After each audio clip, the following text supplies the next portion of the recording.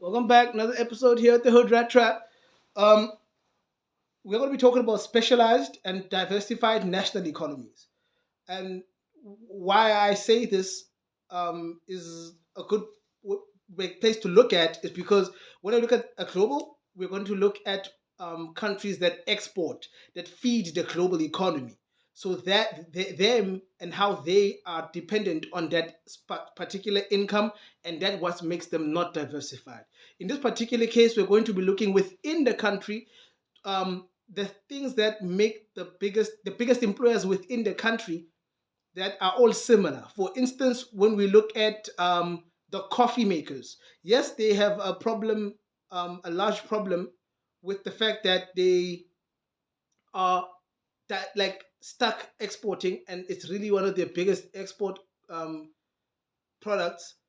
And same thing with the cocoa makers, who also have the same issue, but it's also the biggest employers within their respective countries. So it's not just the state's money; it's the money of the people who work in there. When we look at Abu Dhabi, like the previous example I made, the Emirates, those guys, the state is what's making the most of the oil money. While in this particular scenario, the cocoa farmers and it's agriculture and it's the laborers, the farmers who are the ones that are mainly dependent on the particular sector. So the whole nation is based on one sector, and it makes a bulk of their internal trade with one another as well. Because one guy is buying cocoa from another guy to sell to someone else within the same country.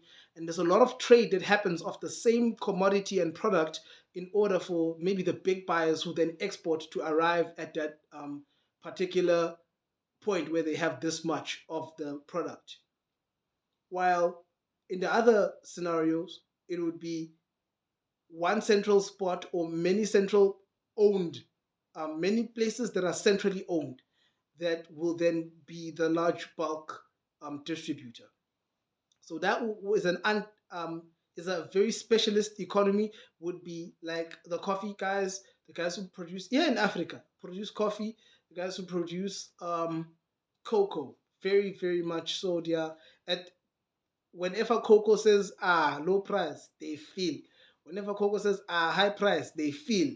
When there's a crop failure in the country, the people they feel, because even people who simply are dealers, they know, oh yeah, I can't buy here. So they've got issues. That's what it would look like. While if it's diversified, you would see a lot of services that aren't based on one thing, and there's going to be a lot of offshoring, a lot of offshoring.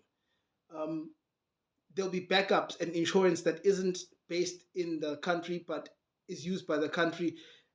A lot of offshoring. That's the very good hallmark for diversification.